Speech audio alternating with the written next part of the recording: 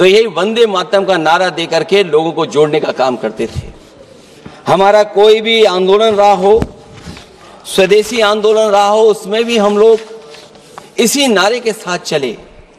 वंदे मातरम को लेकर के हम लोग इतना देश को एकजुट कर दिए कि अंग्रेज घबराने लगे। और जब अंग्रेज घबराने लगे तो जहां कहीं भी वो देखते थे कि ये नारा लग रहा है, वहां पर देशद्रोही का कानून लगाकर लोगों को जेल भेज देते। ये भी इतिहास है कि जिस समय बंगाल में बच्चों ने गाना गाया, इस गीत को अपने क्लासरूम में गाया, उस समय भी अंग्रेजों ने उनके खिलाफ मुकदमा लगा के उन्हें जेल भेजने का काम किया। ये वंदे मातरम अंग्रेजों ने बैन भी कर दिया। 1905 से लेकर के 1908 तक बैन कर दिया गया। और बैन के बाद भी लोग माने नहीं, हमारे क्रांतिकारी लोग माने नहीं, और वंदे मातरम को हमेशा उन्होंने अपने दिल और दिमाग में रखा और जनता के बीच में इस आंदोलन को आगे बढ़ाते रहे। सभापति महोदय, जो हमारे सत्ता पक्ष के लोग हैं वो हर चीज को ओन करना चाहते हैं। ये 150वें वर्ष में जब हम वंदे मातरम याद कर रहे हैं, बंकिम चंद्र चट्टोपाध्याय जी को हम याद कर रहे हैं कि उन्होंने इतना महान गीत हमें दिया है।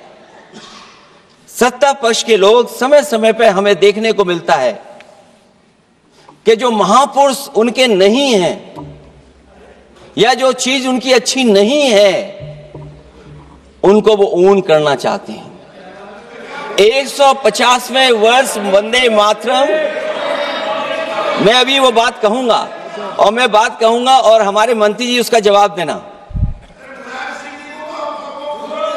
सभापति महोदय, क्योंकि ये बात ओन करने की आ रही, अपनाने की बात आ रही, तो मैं सभापति महोदय, मैं अपने सत्ता पक्ष के लोगों को याद दिलाना चाहता हूं। सत्ता पक्ष के लोगों की जो पार्टी आज है, भारतीय जनता पार्टी, जिस समय गठन हो रहा था, हमारे मुंबई और महाराष्ट्र के लोग जानते होंगे कि जिस समय गठन की चर्चा थी, उस समय आपके जो अध्यक्ष चुने गए थे, उनको जो भाषण देना है उस पर भी बहस चल रही थी। और बहस इस बात की थी कि भारतीय जनता पार्टी सेकुलर रास्ते पे जाएगी, सोशलिस्ट रास्ते पे जाएगी कि नहीं जाएगी।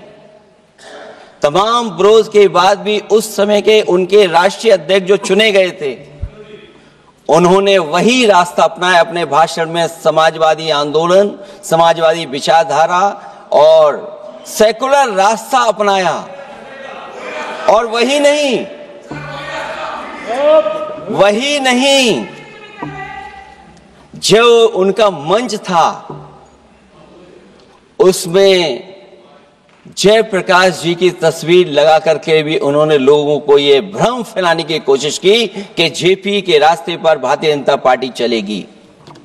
बताएं माननीय मंत्री जी, आप कितने सेकुलर हैं आज, कितने सोशलिस्ट हैं आज? अभी गौरव गोगोई जी ने ठीक कहा, इंडिगो का हवाई जहाज उड़ नहीं रहे कि उड़ाए नहीं जा रहे हैं? उड़ाए नहीं जा रहे। और क्या बात कही गई थी कि गरीब भी उसमें चल सकेगा। इसलिए सभापति महोदय, मैं बात दूसरी तरफ नहीं ले जाना चाहता हूं।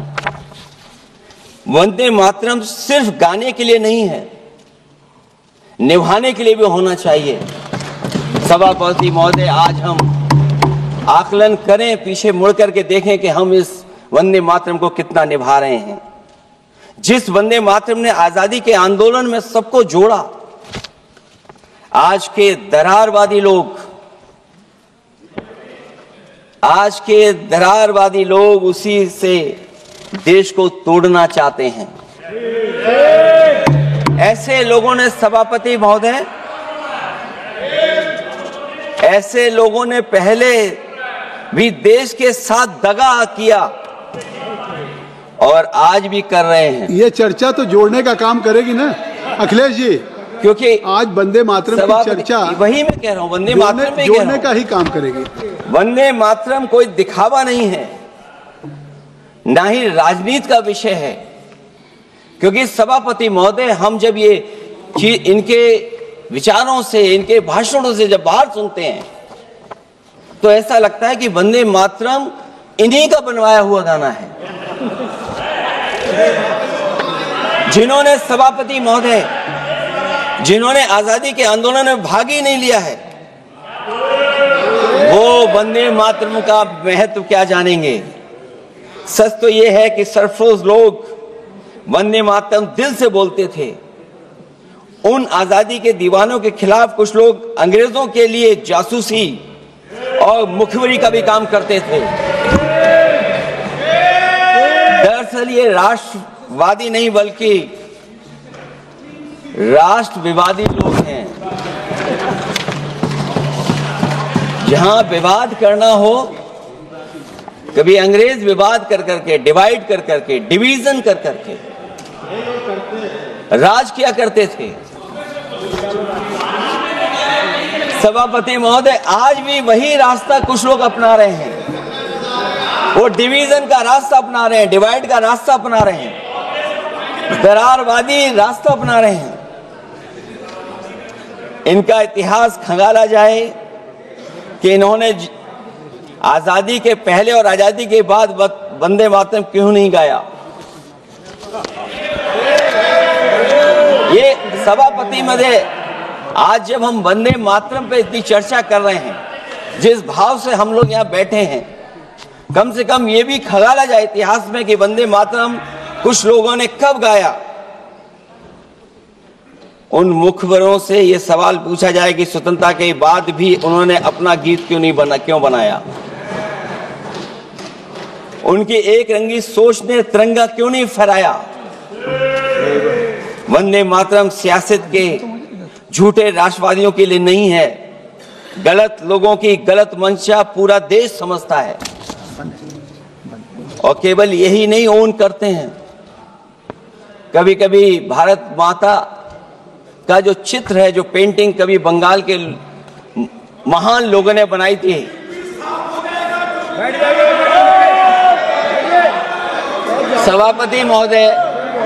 सभापति महोदय इनको देख लीजिए, इनको देख लीजिए और फिर बैठ जाओ। सभापति महोदय, राजभर जी आप बैठिए, आपके नेता सभापति महोदय, वंदे मातरम का भाव ये भी था कि कम्युनल पॉलिटिक्स नहीं चलेगी और कम से कम हमारे उत्तर प्रदेश के साथियों ने कम्युनल पॉलिटिक्स को अंत किया है वहां पर जहां से कभी इन्होंने शुरू की थी। और सभापति महोदय, वंदे मातरम एक भाव के रूप में हमारे अंदर बसा है। चाहे उसके शब्द ना याद हो, चाहे अर्थ ना मालूम हो, चाहे पूरा याद ना हो, उस सच्चे भारतीय के अंदर देश प्रेम की भावना जगाने के लिए इसके दो शब्द ही काफी हैं। जो सच में देश की एकता और अखंडता चाहते हैं, जो भाईचारे को बुनियाद मानते हैं, उनके लिए दो शब्द भी पर्याप्त हैं जो इस वंदे मातरम से हमें मिलते हैं।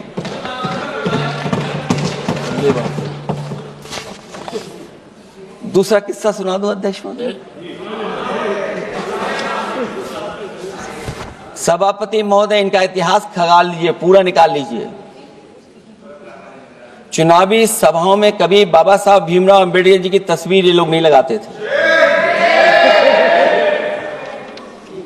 ये बात अगर सही हो तो बता दो। और ये तस्वीर कब लगाना शुरू किए? इनका एक सहयोगी साथी संगठन, जिस समय समाजवादी पार्टी और बहुजन समाज पार्टी ने मिलकर के इन्हें उत्तर प्रदेश में हरा दिया था, उसी दिन के बाद से बाबा साहब भीमराव अंबेडकर की प्रतिमा और तस्वीर लगाने लगे।